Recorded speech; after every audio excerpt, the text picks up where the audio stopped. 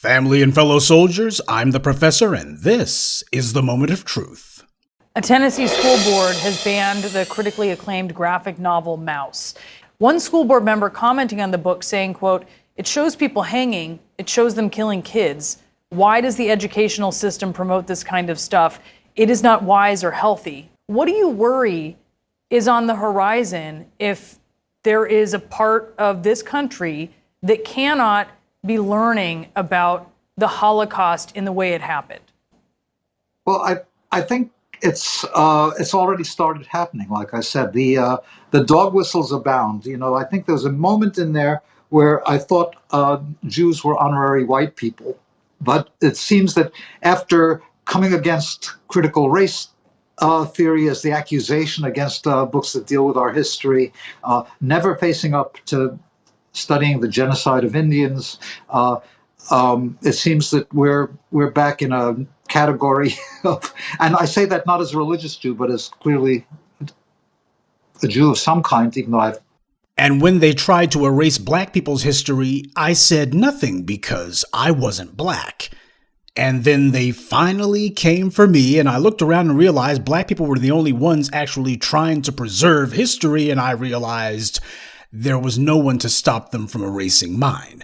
This is what a number of people are learning the hard way right now. But let's be honest here. Some of these folks who are getting their wake-up call, they've been some of the very people who have been helping to bring things to this point. There's been a lot of people who have been playing footsie with white supremacy for the longest time. Because as far as they were concerned, this is how they solidified their place in the racial hierarchy. Dumping on black people is how you reassure the dominant society that you're on the team, and it's the way you let them know, hey, don't mess with my position on the totem pole. Why, I'm kicking the black people too, see? Anti-black racism is the national pastime, and every group in this country engages in it to some extent or another. Dumping on black people is how white supremacy defines its racial hierarchy. So, when you had all of this phony baloney, made-up manufactured hysteria, and all the phony outrage about critical race theory, it was obvious to everyone that this was nothing more than a flimsy, feeble pretense for attacking black people. And there were a lot of people who were going along with it, not with an aggressive, yeah, get those black people, but instead doing it the way that they've always done it. With a wink and a nod. Yeah, we get it. This is the latest lie that we're going to use as the latest pretense and pretext for attacking black people. We know what this is really about, though. Wink, wink, nudge, nudge. That's what's been going on here. All these people who thought it was cute to play along with the anti-black white supremacist Christopher Rufo and that white supremacist Manhattan Institute and their nonsense, those people thought it was cute to go along with it. Well, what are we doing talking about slavery anyway? That was a long time ago, buddy. You people need to move on.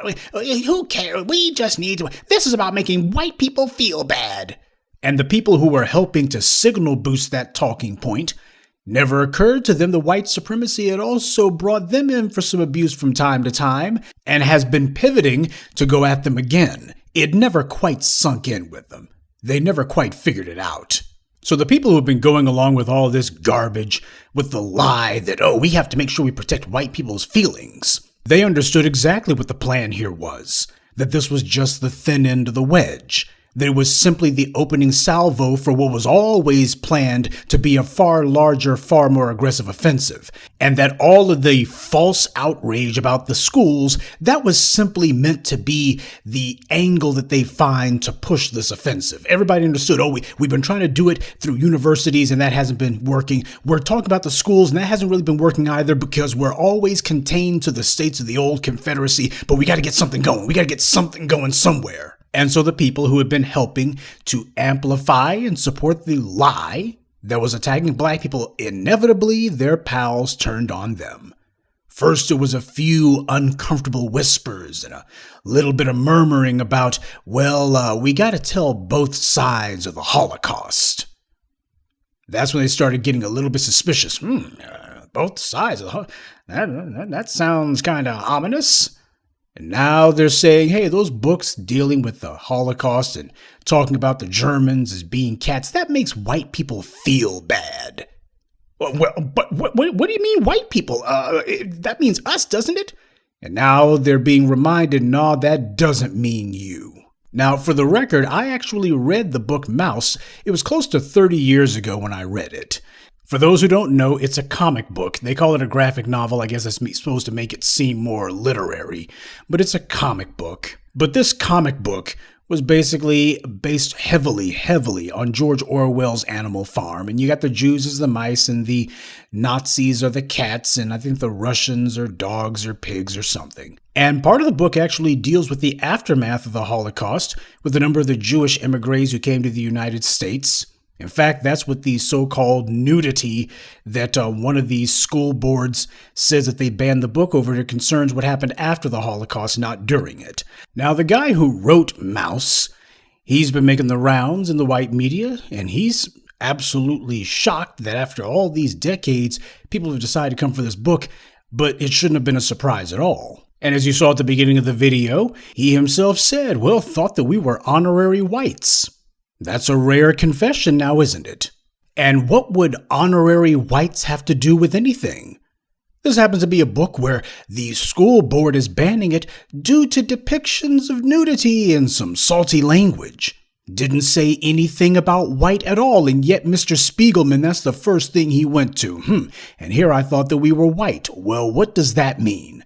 Obviously, white is a euphemism for more than just skin color. What does that mean?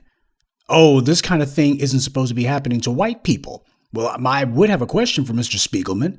When he saw all of these attempts to eradicate black history from the schools and to make it where they're going to do what they can to erase black history and any discussion of race from the society, how strongly and how loudly was Mr. Spiegelman speaking out on that? Because they always begin the process of some sort of act of mass oppression by going after black people first. And the reason why, of course, is everybody seems to have this kinky need to kick us around, and everybody thinks it's cute to mistreat us. And then you've set the precedent where it's okay to have this policy in place, and next thing you know, the bad guys inevitably get around to aiming at everybody else, and by then you got these other groups going, wait a minute, you can't do this to me, I'm a white man. And hasn't that always been the battle cry of these other non-white groups? When white supremacy decides to slap them around, they start all of a sudden reminding the dominant society, wait a minute, we're one of you, remember? We're on the team. Wink, wink, nudge, nudge. We're one of you, remember? So for Mr. Spiegelman, in a topic and discussion which, on the surface, has absolutely nothing to do with skin color or whiteness or anything like that, his book was not allegedly banned due to anything having to do with race or even culture. And yet, for some reason, that's what he locked onto. He seemed to think to himself and believe that that's exactly what it was. And he's right. And for him to say, I thought that we were honorary whites, or we consider ourselves honorary whites, I guess, for him to say that in particular, one has to wonder, what does that mean to him? Because for this to have come as some sort of massive surprise to him, for this to have snuck up on him when it was like a train barreling down your throat, that says a lot. But the point is, there were a lot of folks who were telling themselves that they had themselves a place on the team. See, there's only one group of people in the world, just on the whole planet Earth, out of 8 billion people, ain't but one small tiny group of people who are actually fighting white supremacy. And that's us, the former slaves of the United States. We're it. We are not the first line of defense. We're the last ditch in this case. That's it. Nobody else is fighting it. Nobody else at all. Everybody else is simply trying to find a comfortable place under white supremacy. And black empowerment is making it clear the only safe place under white supremacy is fighting it. These other folks, seems like all these other groups, no matter how many times white supremacy kicks them in the teeth, they always keep coming back for more. Now, when black people say that we're the canary in the coal mine, these other groups should understand that by now, and they do understand it. But even if white supremacy only affected black people alone, there would still be no excuse for allowing it to harm black people and make our lives more difficult. Just the fact alone that it's harming black people should be more than enough motivation for any other group to look and say this is intolerable. As black people, we certainly don't need to be personally affected by something for us to speak out on the mistreatment of other people.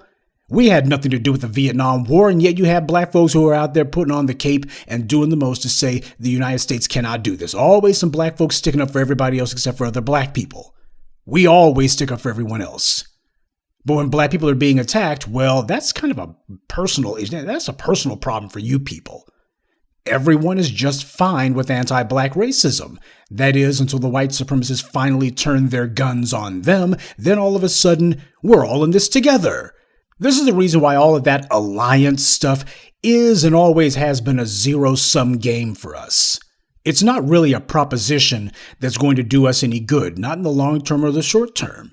Because if we have to drag people kicking and screaming to see the pig simple reality that white supremacy has no permanent plans for any of its tools, if we got to drag people to that truth and they can't figure it out on their own, then we're going to waste a lot of time and a lot of energy trying to take people who are fighting us and figure out if they're ever going to discover religion. And progress doesn't work that way.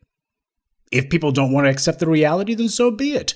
White supremacy will take its course, and it will make believers out of them right before it squishes them. What's at stake here is the same thing that's always been at stake. And that is the uneven, unjust distribution of resources, hoarded for a small few, and kept away from the people who actually generated it. Now, when we bring up our history and remind this nation of what it has done to us, we also remind everyone of what this nation owes us. And that's a threat, not just to white privilege, but also to these other groups who white supremacy has assigned a place on the racial totem pole, a place above us. So a lot of these other non-white groups, they look at it, and white supremacy's hierarchy, and as far as they're concerned, it's comforting. White supremacy has assigned them a place, a guaranteed place. Sure, it's not as high as those classified as white, but it's higher than black people, and for a lot of these other folk, that's enough. A multi-level scam masquerading as a society. So you have the beneficiaries of white privilege and their auxiliaries who are fine with being lower on the ladder than those classified as white, and they get to feel superior to us by denigrating us and kicking us around. But when we make it clear we're upsetting this scam, you'll find that the non-white adherents of white supremacy get as scared as those classified as white because they depend on the dominant society for what they have and their place in the hierarchy. But everyone understands the few crumbs that they've been receiving will only keep coming so long as white supremacy remains intact. So when they see us threatening to undo the goodies, giveaways, and guarantees of the dominant society, what they're also thinking is, hey, my gravy train's going to derail too. I got to protect them to protect what I'm getting because I have also come to be dependent on a certain number of goodies, giveaways, and guarantees, which come regardless of my individual effort. It's a fun game for them to play until they inevitably are forced to face the reality that they hadn't been playing the game had been playing them. But the lesson to be taken away from this is that whiteness, or as Mr. Spiegelman put it, honorary whiteness, is a hell of a drug. And this goes way beyond just mere skin color. See, white supremacy has imposed its will on the world, and it has misshapen and mangled and tortured and mutilated the entire planet and the minds of most of humanity. And what white supremacy has done, particularly through the use of its media, but also through the racial hierarchy that it's set up, and how the society gives things to those or withholds things from people who it doesn't like, all of that comes together to create the identity in the minds of everyone that white means citizen. White means American. White means human. So you got a whole lot of people who have decided that they've bought into that. As far as they're concerned, when we talk about honorary whiteness, what that means is honorary personhood. They are not determined that the person is going to mean whomever they are. They're trying to get away from who they are. So yeah, that whiteness is a hell of a drug for a lot of people. If I can just get in good with these people over here, I'm not going to try to bring down this evil apparatus that they put in place. I'm instead going to try to figure out if I can finesse myself some comfortable place under it. And then, when their new friends let them know what the real deal is, and that they were no more accepted now than they were 100 or 120 years ago, then they're shocked and surprised. And I can't believe that they would do such a thing. How could it have come to this? Yeah, you got that old saying that when people tell you who they are, you should believe them. But you know what? When it comes to fighting white supremacy, when it comes to justice in this society and in the world, when you got the former slaves of the United States, us specifically, and in this case, I have to distinguish between us and every other black group out there. Just got to do it. When the former slaves of the U.S. tell you what's going on, believe them. And Mr. Spiegelman in particular, it says a lot that he seemed to think that because there have been a number of movies and TV series and such dealing with the Holocaust since the 1960s, yes, as a result of the historical and racial reckoning that black people in this country brought about and forced on the society. The nation had to come to grips and come to terms with a number of things, not just in the U.S., but around the world. We opened that door for that discussion because it wasn't going on before it. But as it pertains to the Holocaust, Mr. Spiegelman should have spent a little bit more time focusing on the Judenrat. These were Germanic Jews who had decided to throw in their lot with the Nazis. They helped the Nazis to organize the liquidation of the ghettos. Now, as far as the Judenrat were concerned, they had somehow escaped these purges. Why? Well, it sucks to be everybody else, but there's no sense in all of us dying, right? At least that's what the Judenrat thought. They thought they had escaped the gas chambers, thought they had escaped the concentration camps. They did everything that they could to make sure that any Jews who called themselves fighting against the Nazis were going to be found out and undermined. They acted as informants. They acted as double agents on behalf of the Third Reich. When you had people being put onto those trains to be taken to the concentration camps, the Judenrat were helping to lead the effort to do so, because they thought that by doing this, they were going to be saving their own hides. But of course, as we all know, in the end, the only thing that happened was the Judenrat had the distinction of being the last ones put on the cattle cars. The lesson for a lot of people who were giving a wink and a nod to white supremacy as it began attacking black people's history as a way of undermining the contemporary claims of justice that we're pushing. The lesson that they should all take away from it is, when you decide that you're going to help white supremacy to erase history, then you wind up having to repeat it. Good day, and be one. I'd like to take a moment to mention some of our contributors: Braga Time, Anthony Cooper, Maurice Soul, and Ye Easton. Salute to them, and thank you to everyone for listening, liking, and sharing this message. Black empowerment only exists because of you.